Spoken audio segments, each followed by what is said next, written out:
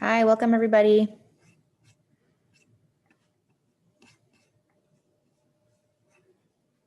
Give everyone a minute to get in here.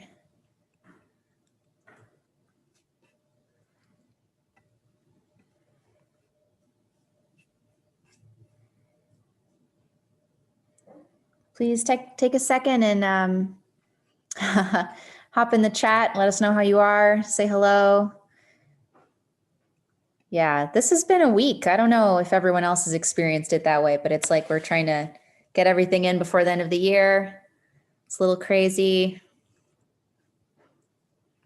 It's good to see everybody.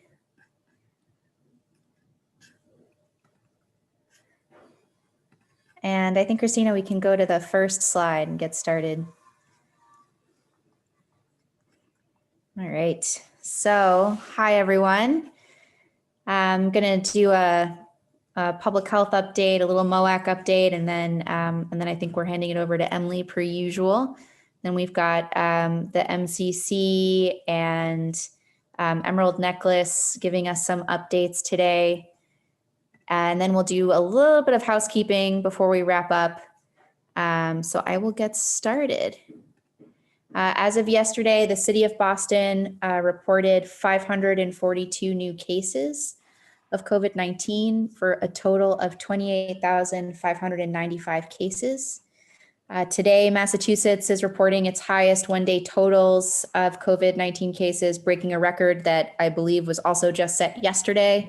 That's the chart that you see here, which is from the Globe today, showing the latest case numbers compared to earlier in the year and the different reopening phases. For the week of November 26, last week, an average of 4,570 Bostonians got tested each day, which is down a little bit. We think that has to do with Thanksgiving and people being at home and with their families. The average number of daily positive tests was 195, and Boston's current community positivity rate at that time was 3.9%. And both of those numbers we see going up slightly. Dorchester, East Boston, and Hyde Park were the neighborhoods with the highest positive rates, falling between 7 and 7.8%. On Wednesday and Thursday of this week, the city recorded a combined 960 new cases in Boston. And so I think, you know, we're seeing this chart, obviously seeing the news, seeing that the numbers are going up. We're also seeing that in some of our other indicators. So, you know, one of our measurements that we've talked about before is coming from hospitals, how many patients are being admitted to Boston hospitals due to COVID-19. This week, we saw an increase of about 70 patients. I think the important reminder here is that while these numbers are obviously increasing and we see that, this doesn't still really reflect the full impact of the holiday of Thanksgiving. So there will be an update in numbers tonight, and probably next week we'll continue to see that. And so, you know, I think it's obviously incredibly discouraging to see these numbers climb again. And I know that it's really, really hard around the holidays and everyone wanting to make decisions to, you know, try to be with people, you know, we love and with our families. And it's just, we've got to get through this time and get through the next holidays and get through the end of the year and just try to stay isolated and stay home when we can. We really don't want to be sliding back on all of this. Next slide.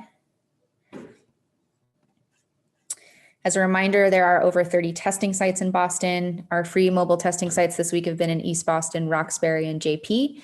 And the JP site will continue into next week. If those schedules aren't posted yet, they will be shortly for next week's testing sites. And I also wanted to share this story. This was in the New York Times today. It's a follow-up survey of these hundreds of epidemiologists and their own behavior during the pandemic and kind of what they see as safe and what they're choosing to do or not do.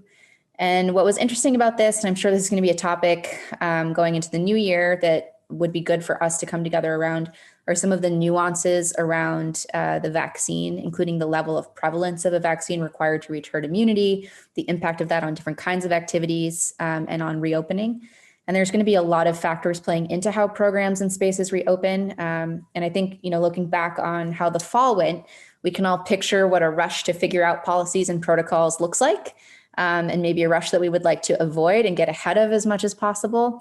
So I'm just flagging this for right now. I know we're still a little ways away from those decision points, but it's good to start thinking now about the implications for your audiences, for business, for your revenue, for work, thinking about also what are those interdependencies, whether that's tourism, adjacent businesses, supply chains, costs of reopening, other city agencies like the public schools, and to start really thinking about what some of those factors are where you need coordination, and what kind of your lead time is in order to have that level of coordination such that you could reopen in a way that makes sense. And it's very hard, I think, for me personally to hold both of these things at the same time, seeing your case numbers go up.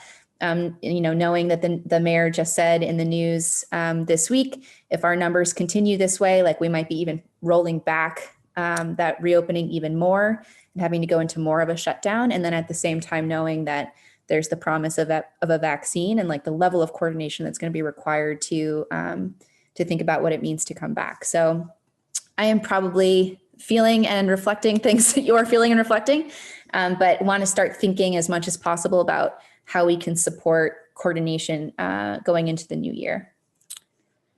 Next slide. For something completely different, an update, some good news on the Radical Imagination for Racial Justice program. We shared this with you last time before Thanksgiving. So I'm really excited to be able to share the artists receiving funding through this. Here are all 16 of them. 10 are receiving grants of $1,000 to seed ideas, and 6 are receiving grants of $40,000 for year-long projects. And we'll be participating in that year-long cohort, supporting their work and learning from their work. And we'll have a kickoff event in January that I will share with you all so you can get to know all of these amazing people. Next slide. I'm just going to share a little bit about the project so you get a sense of what they'll be working on. Adobo Fish Sauce is a collaborative working with youth to combine storytelling, recipes, and poetry to celebrate and share cultural narratives. Nia Hawley will be creating a space for Indigenous cultural practices with a focus on Black Indigenous communities. Fabiola Mendez will be working with Hyde Square Task Force in the Latin Quarter on an audio-visual project lifting up immigrant stories and conversations on colorism and intersectionality in the Latinx community. Next slide. Hussein Rizvi is using game design as a medium for youth-driven conversations on justice, as well as testing a new economic model for a collaborative BIPOC game design studio. Unbound Bodies Collective will be celebrating queer and trans BIPOC elders through living altars and a living archive. And Lily Z will be working with young people in Chinatown and with the Asian CDC on a multimedia project that engages youth voices in shaping Chinatown's future. So we're really excited about this. It's definitely a bright spot in the ambiguity and everything that's going on right now. So we'll keep sharing this with you all, and just really excited to be able to share the news about these 16 artists. And I think with that, I am handing it over to Emily. Good afternoon, all. I'm going to try to be quick on some of these updates to talk about some stuff that I want to get to that looking ahead. So earlier this week, a bipartisan group of 9 senators released a proposal for a $900 billion relief package. So what's in it? Here are some of the offerings that are included in it. You will note that I have bolded the word stages under the $288 billion for small businesses. That we think the partners, the federal partners I'm working with, believe that has to do with the Save Our Stages advocacy efforts that have been put forward. And so that would relate to independent venues and both for and nonprofit spaces. The thing that I've also bolded and put in all caps is this is a proposal. It is not yet a bill. So that is great that the senators are shopping this around and trying to come up with a bipartisan version, but it is not yet a bill. And we do need to make sure our members of Congress are thinking about the recovery of the arts sector and the cultural sector when they are thinking about any stimulus bills. So there's a fun little hyperlink right here, so you can go through the Performing Arts Alliance's action alert. It is not specific just to performing arts groups, so if you don't identify as that, please feel free to continue to use that as a channel to communicate with your member of Congress. Moving on, Christina. Great, thanks. Okay, so then on the state level, yay! The conference committee reported their fiscal year 21 budget out, right? So this means like their final version of the bill is now out. It has to get voted and passed through the legislature, and then it goes to Governor Baker's desk. Couple of things that I just want to highlight. There's $18.2 million for arts, culture, and creativity through the Mass Cultural Council budget.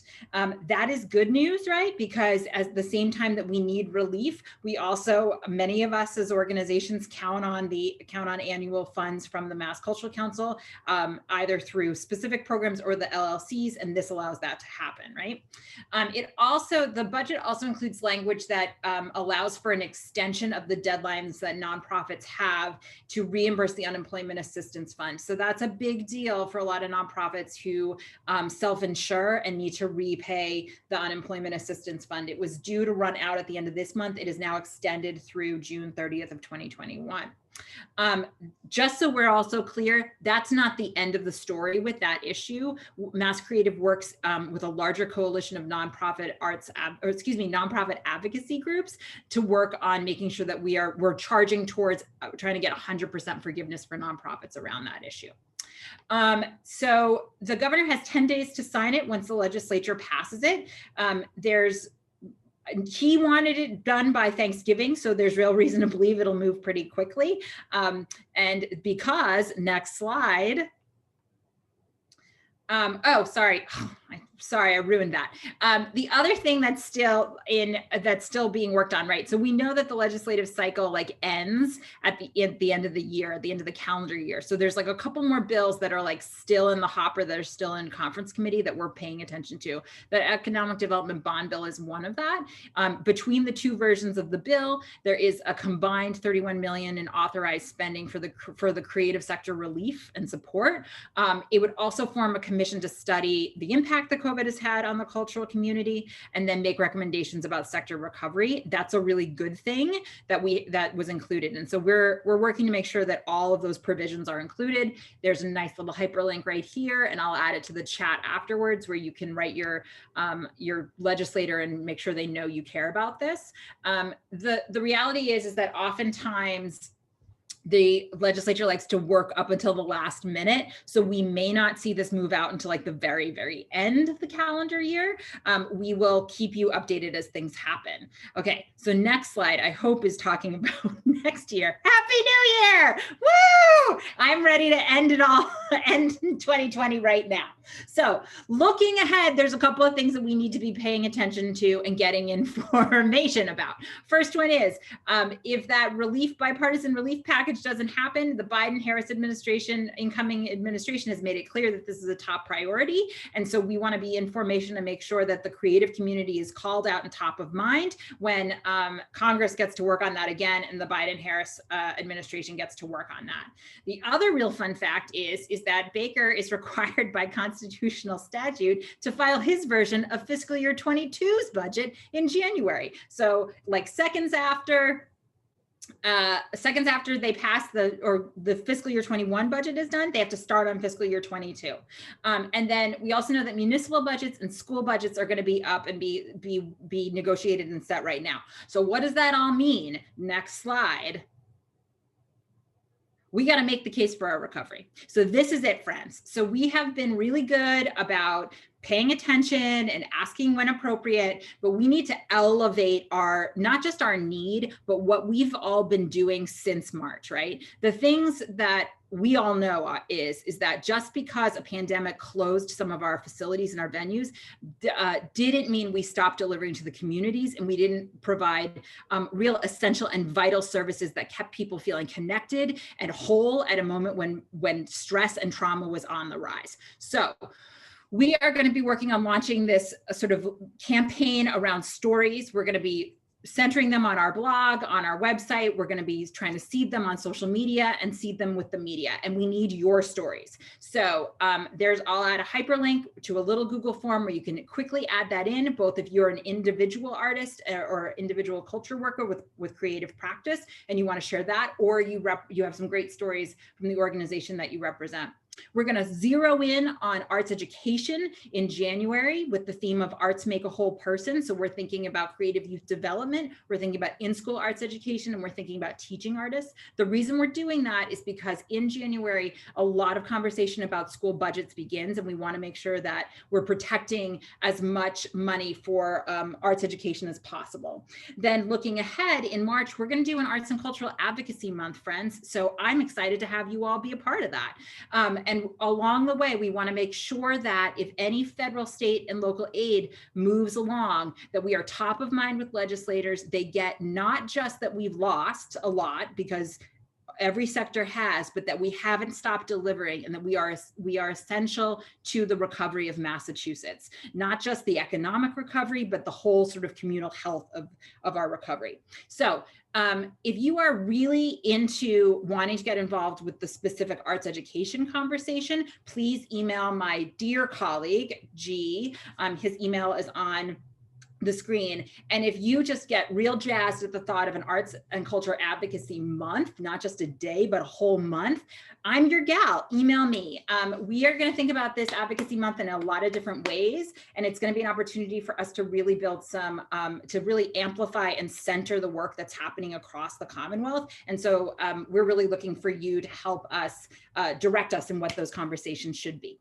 I believe that is it. I want to just say thank you all so much for this. It has been like the highlight of my Friday afternoons to be able to be with you all. And like, as I'm taking stock, as the calendar comes to a close, as I'm thinking about ending it all, I just wanted to briefly say that and thank you all. Yes, Emily, thank you. I don't know what we do without you. And I need you every Friday. All right, everyone, we're going to move on to Sarah from the MCC to talk a little bit about the really fun that we spoke about last meeting. Sarah, take it away. Hi, go ahead, move to the next slide.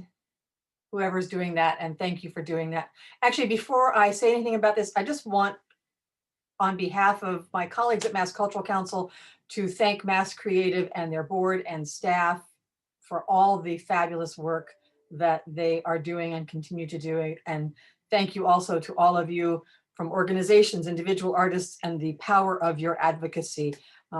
We say it a lot to folks, your words to your legislators really matter. And the work that MassCreative does just really proves how very, very effective that has been.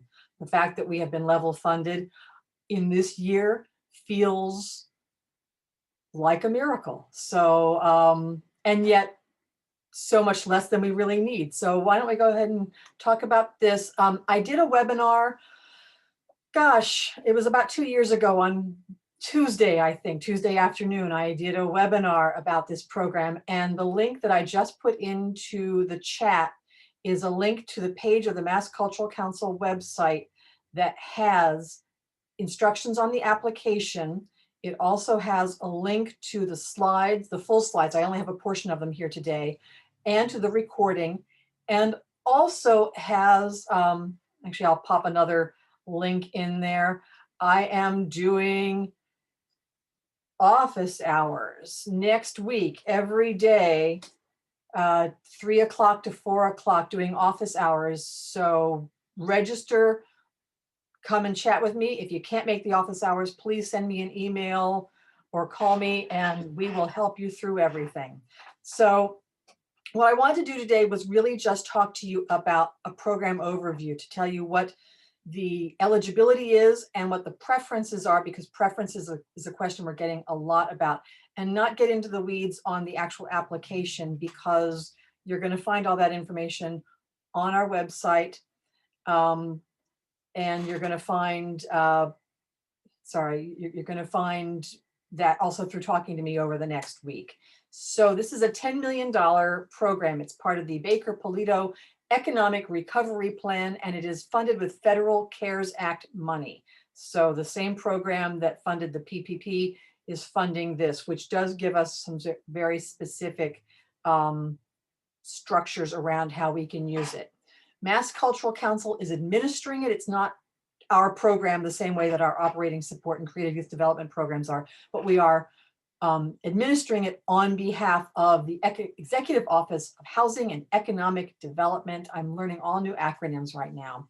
And of course, the whole point of this is to help nonprofit cultural organizations that have been adversely affected by the pandemic. And of that 10 million, so not in addition to, but of the 10 million, 2 million of it is dedicated specifically to small organizations. And whereas we frequently talk about small organizations as a budget category, in this case, what they are talking about is full-time equivalent employees. So for example, if you have 2 half-time employees, what you've got is 1 full-time equivalent. And on our website and in our FAQ, there's a link to a site on the IRS website that gives you a way to calculate your FTEs if you have questions about whether or not you are over or under 10 million. Next slide, please. And I'm sorry, I'm so hyped up these days, I'm probably talking too fast. So I'm going to try to bring it down. So, eligibility. First of all, there's sort of technical eligibility. You have to have a mission which is primarily concerned with arts, humanities, or interpretive sciences. And again, our website and the application have a bigger definition of what that means. But if you've got a website, if you've got a mission that says, you know, we are a community center and we do athletics and everything else, and we've got some arts programs, we're going to look at that and say that's not primarily about arts, humanities, or interpretive sciences. So we're really looking for it to be in your mission. You have to offer cultural programs in Massachusetts, which really just means you're doing arts or humanities or interpretive sciences. So this is not a gotcha. And you have to maintain year-round operations. This is actually part of the same requirements for our portfolio grantees. And year-round operations does not mean you have programming every month of the year. It simply means that there's an organization in place that, you know, somebody's answering the emails, responding to the phone calls. There's an organization in place. You have to have a 501c3 status, which is currently active. And you have to provide a 990 or a 990 EZ for your fiscal 19. If you don't have your fiscal 19 because it's all delayed because of pandemic issues, you can use your fiscal 18. Do not use your fiscal 20. We're looking for the information that provides information about you prior to the COVID pandemic. You need to be in operation or have an intent to reopen. And we know that intent to reopen is quite vague because a lot of folks they have the intent of reopening, but they don't know when it's going to be because that is based on the various phases of recovery. And you have to have been incorporated prior to June 30th of 2019. So if you just got your incorporation and your 501c3 in January of this year, you're not going to be eligible in this program. Next slide, please. So that's about the organization being eligible simply in terms of your existence. The next step is, do you meet the eligibility for this program in terms of having lost revenue? So you need to be able to document that you lost revenue due to COVID-19 between March 10th of this year. That's when EOHED is officially dating this, through December 31st. And it's like defining how much you can request in this program is sort of a 3-step process. And this is step 1, is defining whether or not you lost revenue compared to last year. We're not asking you to provide us this documentation in this application, But however you calculate it, that's something you should save, because if you or we get audited, you're going to need to be able to prove it. And if it's part of a final report, which is still being defined, you're going to need to be able to prove it. So for example, you could, if you have QuickBooks, for example, because so many organizations do, you could run a side-by-side comparison of March 10th through December 31st of 2019 versus the same dates in 2020. And if you have to include your PPP money in this, because that's also federal funds, and particularly if it's forgiven, it is also revenue. So when you look at those two numbers side by side, if your revenue is down, you've lost money. So that's the first hurdle. And lost revenue can be earned or contributed, but it's all merged together. So if you wiped out your earned revenue this year because you couldn't do your classes, your performances, whatever your programming is, but your philanthropic support quadruple, and this actually happened to one of our organizations, if you don't have a loss between the two, if your contributions offset your loss of earned revenue, then the definition here is that you did not suffer lost revenue. So look at that as a first step. And again, this is your contributions, your annual fund, your classes, performances, residency, fundraising events, sales, whatever your revenue comes from. Next slide, please. So you've got that revenue issue. I'm going to come back to the definition of loss in just a second. But we do have certain kinds of organizations that are not eligible. So for-profit organizations, for-profit corporations, individuals cannot apply through this particular program, and unincorporated organizations cannot apply through this program. So if you have a fiscal agent, fiscal sponsor, this is not a program you can apply to. You have to have your own incorporation. If your primary mission is not arts, humanities, or interpretive sciences, again, not eligible in this one. Colleges, universities, private, nonprofit, secondary schools, or programs of a parent organization, not eligible in this. And municipal organizations are not eligible in this. Next slide, please. Okay, so this is an important one because we've gotten a lot of confusion about this. There's all the math and the eligibility, but there's also preferences that go into weighting who gets funded and how much they get funded. Eligibility determines if you can apply. The preference determines how we will award funds. If you can go to the next slide, I can talk about the preferences. So first of all, preference is given to organizations whose primary mission is presenting, promoting, and/or preserving the cultural traditions, art, history, and creative expression of people of color, women, people with disabilities, veterans, immigrants, people who are LGBTQIA+, and members of other historically underrepresented and underfunded groups, or advancing and supporting artists who are people of color, women, people with disabilities, veterans, LGBTQIA+, and members of other underrepresented and underfunded groups. That does not mean you have to have this as your mission to apply, but if you have this as your mission, and it's got to be in your mission, you'll get sort of a bump up in the preference of the funding. There are other preferential areas as well. And next slide, please. So if you're an organization that has not been able to open or fully reopen, you get preference. We do have some organizations, because they're phase one, fully reopened. They're going to rank a little bit lower than organizations that have not been able to fully reopen yet. And if you're doing streaming or other kinds of work that was not your traditional work before closing or before the pandemic, that does not count as reopening. That is a way that you have responded to the situation, but we're talking about your doors are open, your tickets are being sold, people are coming to your gallery, etc. If you have not received any other federal aid related to COVID-19 relief, that is also a preferential step. It's not a whole lot of organizations because so many organizations received PPP money, EIDL money.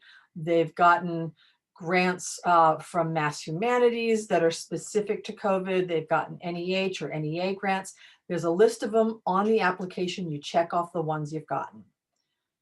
If you own or have an ongoing lease of your own facility and you operate it, so not just that you rent a theater when you do a performance, but you have an ongoing lease for that space or you own it, that's a preference point. If you are in a gateway city, which is not Boston, this is other smaller cities that meet certain economic requirements, or if you are in an under-resourced rural town, which is sort of the flip side of a gateway city. They are rural areas that meet the same definitions that the gateway cities do, which are related to income levels and other requirements. If you are in a state designated cultural district, if you are in a BID, a business, and I'm sorry, I'm not gonna remember what that stands for right now. Somebody else who deals with this might. A transformative developed initiative district. Those also give you preferences. Again, preferences are not eligibility. They are simply, thank you, business improvement district. I knew that Kara was going to step in for me there. Thank you so much. Next slide. And I can't remember how many slides I included. The application. This is really important. So the application lives on a platform called GoSmart. And this is the web address for it. That address is also, of course, on our website on the application page. When you go to that, there'll be a link that takes you directly to this. It is not the same program that you use to apply for local cultural council grants. So you might have to start a new application, a new profile and username and all that business. The deadline for this application with its attachments is next Friday, December 11th at 11:59 p.m. Eastern time. This is all, automated, and at 1 second till midnight, it becomes a pumpkin. It closes down. There's no recourse. So if you have not submitted your application by that time, or if you've submitted it and it's not complete, it will not be reviewed. You can't mail it to us by snail mail. You can't drop it off at the office. And it has to be complete with the attachments. The attachments include your FY19 990 or 990 EZ. And if you don't have the 19, the FY18 will do. And you also have to provide documentation of the expenses that this grant will cover. And those expenses have to have happened between March 10th and December 30th of this year of 2020. And again, late, incomplete, or incorrect applications will not be eligible. That might be my last slide. That surprised me. No, timeline. Look at that. So application is open now. The deadline I've just told you, next Friday.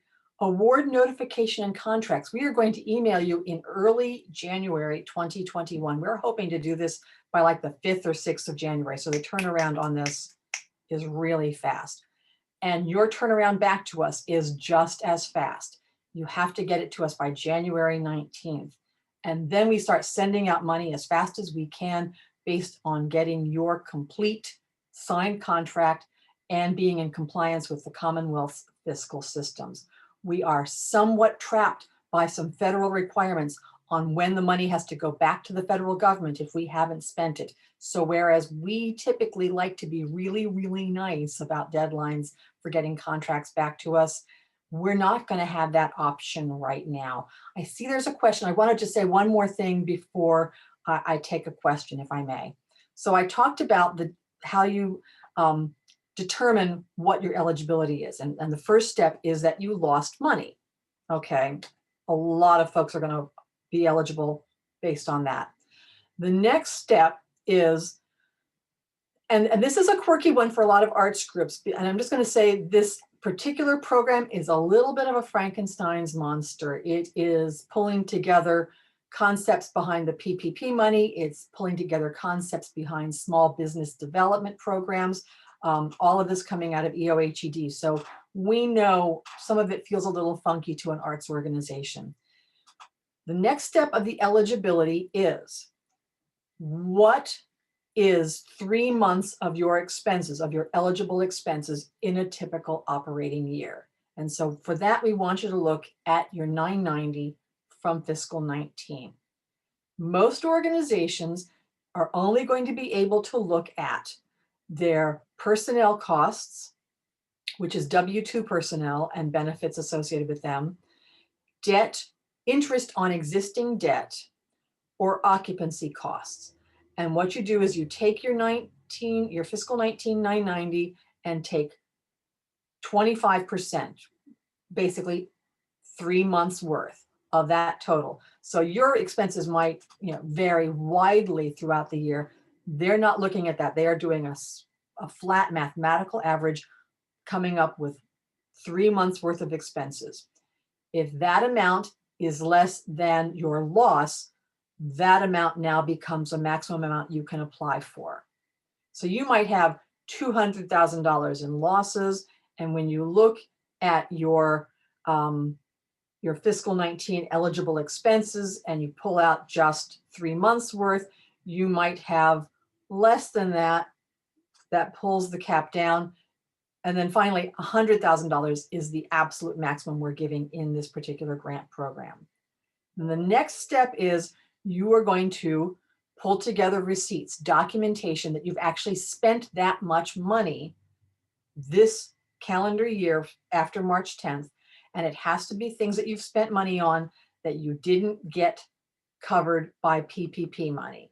If you've got PPP money to pay for something, you can't submit it for this program. That's called duplication of benefits. And when and if you are audited, the federal government will ask for that money back. So we don't want to do that. So it is possible that your eligibility might be more than you have documentation that you can provide, in which case that documentation you can provide gives you your maximum grant request.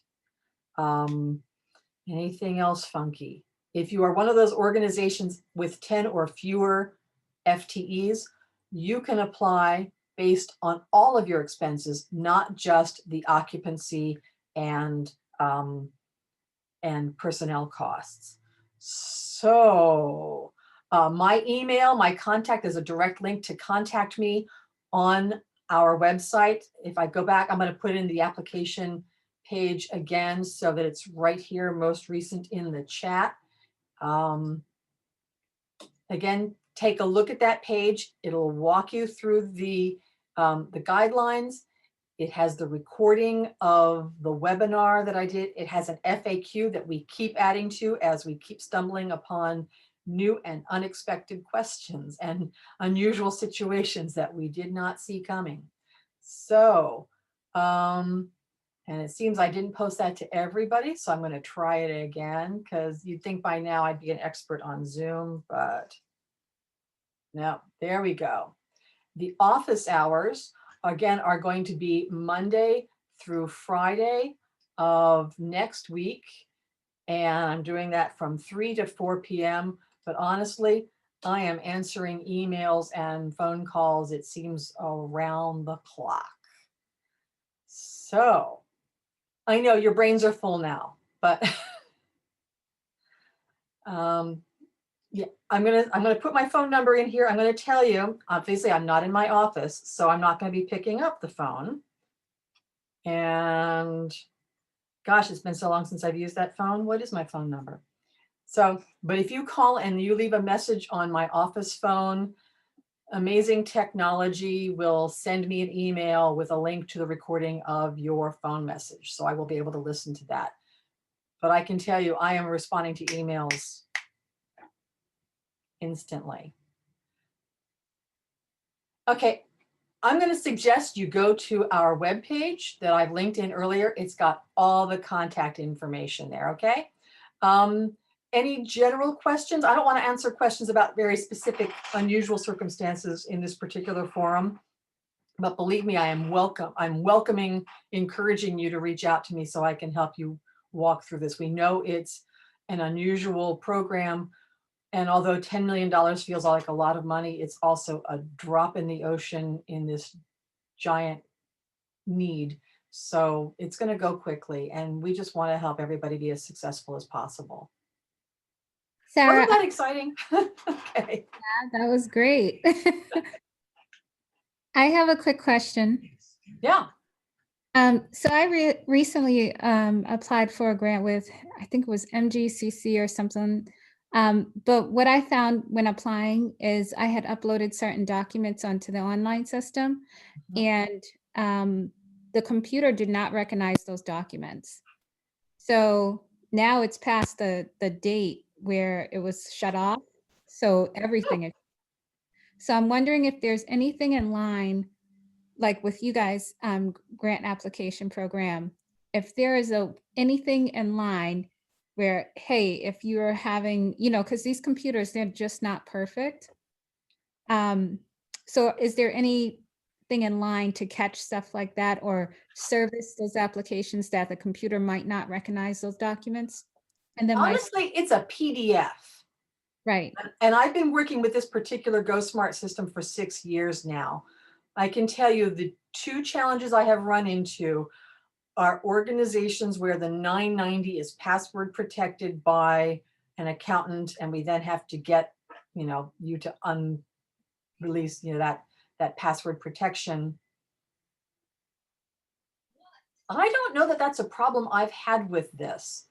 And if you're really concerned that that's an issue, honestly, I'd make sure that you submit this early enough that you can call me, write to me and say, Sarah, can you take a look and see if that application came through okay? Don't leave it till 8 o'clock on Friday night. I'm definitely not going to submit for this one. I'm just kind of looking Okay. at for the nonprofits that are. Yeah. I'm wondering if there's any kind of system in there, because we expect these computers to work, but is Yeah. there some kind of system in there in case and it sounds like you have, like your email address is definitely on the link. Oh, Lordy. Yeah. Well, thank you Yes. for that. And then my second question is, I noticed you said something about the $100,000 for money spent. And that's always a gray area for me, because if we lost the income, I'm just hypothetically Yeah. speaking, if we lost the income, it's between March of this year and December of this year. Yes. If we lost that money, how are we supposed to prove that we spent that money? Receipts, invoices, canceled checks. But if you lost something, you can't spend. Yeah, there are definitely organizations that trimmed their operations back so severely that it will affect how much they can apply for. But this is one of those parts of the program that's a federal requirement. It has to be actual expenses that went out the door. Okay, I So- just like to, be. No, that's a really great clarification. Because I know you guys are federally connected, and maybe you can Yep. bring it to their attention too. Like, It's a great clarification, and it's definitely a bit of a catch-22 in that an organization that has been really responsible and trimmed back their operations to live within their means, can apply for less than an organization that didn't do that. And we know that's an issue, but it's one of the pieces of this that we did not have any control over. On the flip side, the number of organizations that I've talked to that, have hundreds of thousands of dollars, of everything. There's going to be a lot of folks who fit that. yeah, I wondered why, I wondered if it would be possible for them to say, okay, if you can prove to us that you lost this money, I know someone who might have lost, like $40,000 this year. And if they can prove if they can have proof that they lost that money, then, it might be a good avenue for that to qualify as well. It's not at this time. Again, this is part of the CARES Act, just like the PPP money was only available for actual occupancy and personnel costs, and you had to provide documentation that you spent the money in order to get it forgiven. It is part of that same set Gotcha. of challenges. Okay. So yeah, I hear you. I definitely hear you, but it's just not an area where we have flexibility. I understand. I just want to say, so this is an unusual one-time program. We do have other ongoing programs, and one of the things that I oversee is our projects grants. Projects grants are specific, for a single project. They are $2,500 grants, and we haven't launched it yet this year because, of course, we can't do it until we know what our budget is, but we're getting closer and closer to that moment. So my expectation is that in January, we will be launching the next round of project grants. So if you are not one of our gateway or portfolio organizations, you can apply for a project grant. And that information, again, will be on our website. We always send this out to the local cultural councils and ask them to share that information. But you can also make sure that you are on our email list, and you can sign up for that by going to the massculturalcouncil.org homepage. And there's a link right there on the homepage for signing up for our news. If you do that, you will get notification about any grant programs that we have, information sessions, webinars, all of the things that we do to get the word out. So, definitely be on the lookout for that. And we are also looking at programs for individual artists and the need that is there. So you might not be in an organization, so you might not think it applies to you to be on our email list. Individual artists, teaching artists should also be on this. I have stunned you with all this information, I can tell. Well, it's a lot of great information, Sarah. So thank you so much for even being able to get through all of it. And I know it was just a brief amount of what you're And I know it was fast, so I know it's really hard to take it in. Again, the webinar is recorded, the slide deck is there on the website. And yeah, I would love it if you take a look at those things first before calling me with questions. But my goal is to help you through this. So here I am. Thank you, Sarah. And just as a reminder for people watching today, I will be sending this slide deck Monday. So just expect an email from me. And this whole meeting is being recorded as well, and it'll be uploaded onto the COVID-19 response page. So if you want to go back and watch, you're welcome to do that as well. Should be uploaded by Monday midday. So just look for that email. Great. And before we close, I want to give the next microphone to Jamie from the Emerald Necklace to talk a little bit about the work they're doing there. And I know, Jamie, you want to do some screen share. Yeah, so if we can set that up, and we'll get it started in just a second. Sure. See if I can do this. It says that the host is disabled. I don't know if you're able to allow me to test out. Try it now. Able to now. There we go. Okay. It's hard when you're screen sharing and you have up too many screens. Okay. Can everyone see my screen? Okay. Yes. Awesome. Well, thank you so much for having me. I've really enjoyed being on these calls and learning so much from all the other organizations who've spoken. And Sarah, that was a really great overview of the program. And thank you so much for inviting me to join and share a little bit about what we're doing at the Conservancy. For those of you who don't know, we're a small nonprofit in Boston focusing on the Emerald Necklace Park system, which is a system of parks that starts in downtown Boston, goes through Brookline and JP, the Arboretum, down to Franklin Park in Dorchester.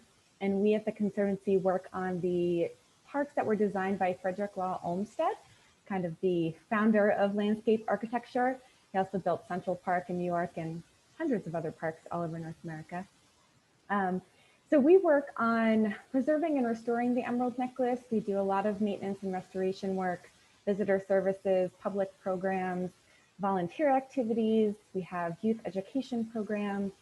So a lot of different types of stuff in a lot of different areas. We work really closely with the City of Boston Parks and Recreation Department, the Town of Brookline Parks and Open Space, and the Department of Conservation and Recreation, or DCR for the state of Massachusetts, because there are a lot of all those organizations work on different areas of the park. So we work really closely with all of them to move forward some park initiatives. So I'll just share a little bit today about what we've been working on, what's kind of changed for us for the year and kind of how we've tried to still connect people to the parks in what is a very strange year for so many people. So as it is with all of us, this is really a watershed year for so many different types of organizations in a lot of different ways. The parks have remained open throughout the pandemic, which has been really great for a lot of people and their mental and physical health. Even someone like me who's, in the parks every day, going on a walk through the parks has never been, more important in my daily life when spending time inside so much. And we're really seeing that people are realizing how essential and resilient public spaces are. So what we've been trying to focus on is making sure that people can access the park safely, making sure they have the right information when they're going into the park, how to, what their current regulations are in the state of Massachusetts, and how they can, connect with each other and connect with nature, but in a safe way. We've seen the parks be a gathering place this year. Back in May during Black Lives Matter protests in Franklin Park, that has been something that we were, working on a little bit, and has been kind of a reminder of just how parks are a gathering place for people. So we've been focused on taking kind of our main core programs and shifting them to be COVID friendly, I guess you could say. So we do a lot of visitor services work. We have a visitor center in the Back Bay Fens, which closed at the start of the pandemic to keep both our staff safe and any visitors coming into the parks. So we've kind of taken those visitor services and brought them throughout the 1,100-acre Emerald Necklace through park signage. So you have about 1,100. We have 65 signs throughout the 1,100 acres of the parks that encourage people to stay socially distant, to wear their masks, to find new places in the parks. We have a mobile tour guide that links to these signs, so people can go onto that and find maybe an area that they haven't been to before, that maybe is less populated. At the beginning of the pandemic, our president was on a call every week with all the parks organizations, different parks leaders around the city, and talking about, areas where maybe Jamaica Pond was really busy and we wanted to see people try and spread out and go to different less populated areas. So we did a lot of work trying to encourage people to find those areas maybe in Franklin Park or the Arboretum that aren't as busy. We've been doing virtual programs and events to try and connect people with each other and learn about nature online, which has been really exciting and new for us. We have youth education programs that also went virtual this year that we were excited to be able to still do in a little bit different of a way. We also do a lot of tree work and maintenance, so trying to keep the park safe with our public partners, removing dead tree limbs and cleaning up different areas of the park. So with increased use, there's more of a chance that there's maybe an area that needs some TLC. So we've been doing more tree work than we ever have done before in the parks, which has been nice. We've continued our advocacy work for some longer term projects, and building an equitable and inclusive green space is something we've been working on, which I'll talk a little bit more about later. So these are the signs that we have throughout our parks and our visitor services. We've done these in 6 different languages in different areas of the park, worked really closely with our public partners to get these out in the right areas. We have physical maps that people can pick up at our visitor center, although they can't go inside right now, but they can still find a map and find their way around the parks, which has been really exciting. We also have maps on our website that anybody can go find at emeraldnecklace.org. That has been up, I think, over 60% this year, visits to our website to find maps and different park areas to go to. People are really, there's not too much open, too much safe that you can do right now, and people are really gravitating towards the park. So we're trying to make sure they stay open so people stay distant and safe in them, and getting people the resources they need to do that. Our Summer on the Emerald Necklace program is a series that we have done in many past years. This year, we went virtual with all of our programming.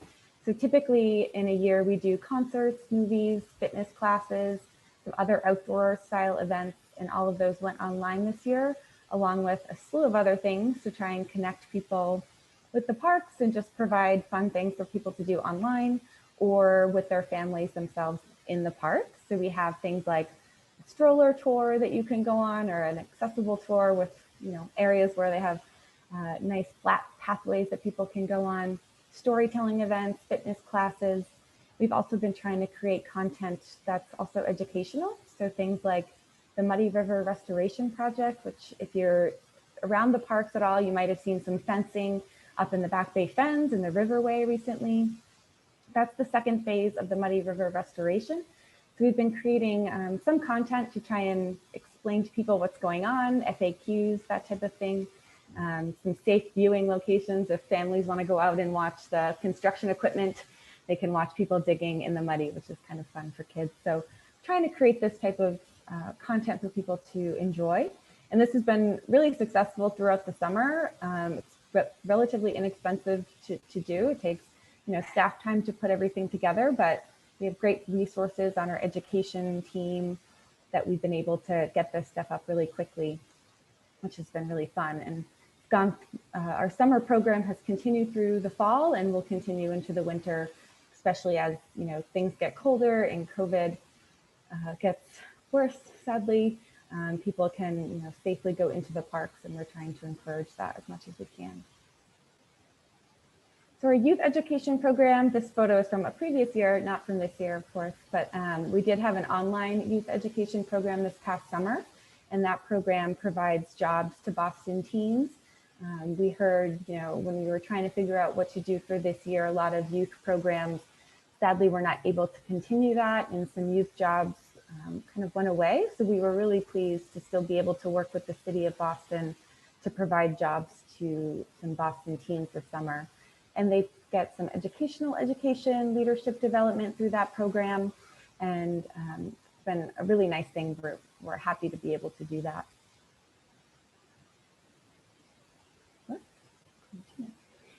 Tree care, like I mentioned, we do this throughout the Emerald Necklace Parks. And we have pruned, by the end of this month, we will have pruned 2,500 trees in the Emerald Necklace. There's about 9,000 in our inventory, so those trees are getting care. So taking down limbs that might be dead over a pathway or something to make sure that the parks are safe for people to go into and explore. One thing that we are launching next week is a volunteer cleanup kit program. We've heard from a lot of community members that they're out in the parks and they might see a piece of trash or something that they want to help clean up. And so we've put together a program where they can pick up a cleanup kit with trash bags, directions, gloves, and they can safely go into the parks and clean up if they'd like to. We typically do lots of volunteer events throughout the year with large groups of volunteers going through the parks to both do cleanups and then remove invasive plants. Maybe they'll do plantings. And we sadly haven't been able to do that this year because of COVID. So we're excited to launch this program so that people still feel connected to the parks and feel like they have kind of a hand in keeping them beautiful. That launches next weekend, December 12th. We'll have a team out in the parks distributing those kits. So if you're interested, you can go to our website, learn more, or email volunteer@emeraldnecklace.org to get those kits. Another thing we've been working on a lot this year is advocacy, which is a big part of what we do for longer term projects. So we're working on a project at Charles Gate Park right now, which is where the Emerald Necklace meets the Esplanade and Commonwealth Avenue. That area of the park is called Charles Gate, right under Charles Gate Overpass by Sturrow Drive. We're working on a large scale park revitalization project up there right now. That's years in the making, and we're getting some really great support. The mayor of Boston just wrote a letter to the governor in support of this project, which is actually on DCR and MassDOT land because it is under an overpass by some major roads. But this is the rendering on that top image of what it could look like one day. So we're really excited about that project. And then we're working on some arborway safety and accessibility improvements by the DCR area of the arborway. And then of course, Muddy River Phase 2, which I already mentioned. Those are some longer term projects. We have public meetings and different types of events coming up for all of those projects. So if you're interested, you can visit our website to learn more about those. And then lastly, I wanted to mention, if this is a even longer term project, 2022, which doesn't even feels like so far away, just waiting till 2021 these days. But we are going to be celebrating Frederick Law Olmsted, the bicentennial of his birth. It'll be in 2022. So we are working on creating a opportunity. This kind of year-long event will be an opportunity to build kind of an inclusive coalition of civic, public, and community partners who all have a stake in the future of public spaces. So we're really trying to create a large group of organizations and individuals who are interested in thinking about how public spaces can be into the future. And we're planning to use kind of Olmsted's bicentennial as a launch point for that conversation and plan. So the bicentennial process will kind of explore Olmsted's legacy, but then also acknowledging all of the prior cultures who've been stewarding and shaping Boston lands and waterways long before Olmsted was here. So that will be a big part of the project as well.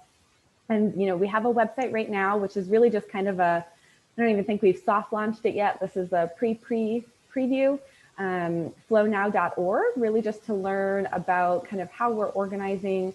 And if you'd like to get involved and learn more, I think Pascal would be great to have you involved in this project. And we're planning to bring some more people in and have a welcome meeting in January. So if anyone's interested in learning more, you can go to flownow.org and see what's going on there, and feel free to reach out to me directly if you're interested in participating. The plan is to have a year-long series of events and different things all over about not only Olmsted, but the parks and what the parks mean to the people who use the parks. That, I think, is all I have for you. I put my email here in case anyone's interested in chatting, or if you're interested in learning more about any of our work, you can go to emeraldnecklace.org. But feel free to go out into the parks and explore and wear your mask and stay distant, and take time to enjoy nature, because we all need a little bit of a moment to pause and relax these days. Thanks so much for having me. Thank you everyone for everyone's work. Thanks so much, Jamie. It's something about hearing about tree care just really soothed me. I'm like, maybe I need to be doing some more tree care. You can come out. We can prune some trees. Thank you so much. And I know we're a little bit past the hour. I just want to do a quick housekeeping for everybody before we close out. And that is to say that this is actually our last meeting for the year. We're going to take some time to clean up the calendar invite and the Zoom and all those logistics, but also just to reflect on the best way to keep providing this space going into January, knowing that we want to keep having a way for people to connect and hear about each other's work, provide public health updates, and also think about some of the sub conversations in our sector that need to happen so that we can get into kind of a more detailed conversation about what's needed as we look a little bit farther out, 6 months out, or looking into the rest of the year around just reopening and coordination, but also around how to support some of the shifts and the learnings that are coming out of this time, as we've all been kind of self-assessing and pivoting and learning what we do well and what we don't do well. So we're going to take some time to think about that. But that said, if there is an important health update or state or city guidelines update, anything like that, you will be hearing from us either for a meeting like this that we'll call, as quickly as we need to, or we'll be distributing something on the email list, which you are all on now. So you will still be hearing from us a lot, even if we don't come back exactly to this format. But I just wanted to say thank you to everybody for continuing to just tune into this and participate and share with each other. I hope that everybody has gotten a real sense of connectivity out of this, not just with the city, but with each other in the sector, hopefully with some organizations and people maybe you didn't have a connection to before. And also just to know that the Mayor's Office of Arts and Culture has your back and that we have each other's back through all of this, through this year and everything that's going on. So you may also be seeing a lovely survey from us at some point asking about how to best stay connected with you. And also, I want to give a huge thanks to Emily for being a part of all of these calls, and to Pascal and to Christina, our behind the scenes tech person. So rolling the credits, applause to everyone. And I hope everybody has a really good weekend and good holidays, and we will stay in touch with more updates. So thank you so much. Have a good one, y'all.